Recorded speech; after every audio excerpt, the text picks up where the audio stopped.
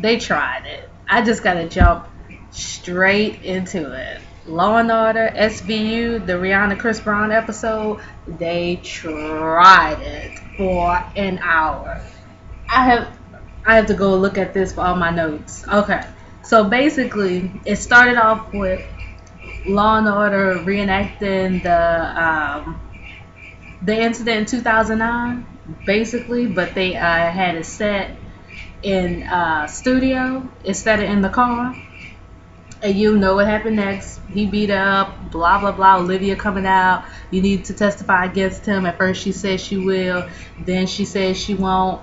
And the girl name is Misha. Okay, they can get away with that. But the dude name is Caleb Bryant. Tried it. Then they show a scene. Okay, it's just so much going on, and I'm not redoing this video. They tried the domestic violence incident. Then they wrapped in the Chris Brown with Drake incident at the club, and they shot up Jay-Z, the guy who's supposed to be Jay-Z. Then they show a part where Chris Brown, his boys were leaving the courtroom, something like that. And then they showed that alleged tattoo that was supposed to be Rihanna's beat up face, but Chris Brown said it was Dia de los Muertos. They tried it. I cannot believe Law and Order tried it this hard with Chris Brown. They kept referring to him as a rapper, a hip hop star. They tried it by bringing up Rihanna grandma. They tried it by reenacting that Rihanna Hero video with Mariah Carey. And I need to stop saying they tried it, but I cannot believe it. And then they had the nerve to end that episode with Chris Brown, aka Caleb Bryant, killing Rihanna, aka Misha Green. I just can't. My issue with the episode is like, okay, I understand Law and Order's ripped from the headlines, but why now? Is it because they got back together?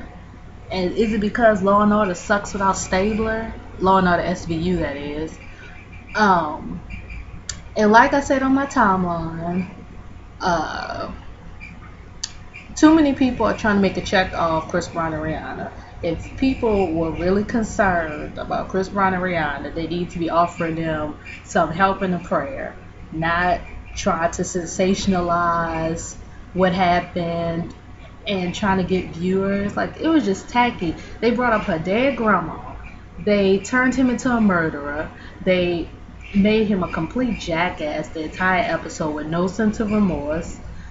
And I mean, I'm a Rihanna fan, and I'm not a fan of them being back together. I keep rubbing my foot, that's why I keep moving. And I'm not a fan of them being back together, but at the end of the day, she was born in what? 1988? She like what? 25 years old? She got a family.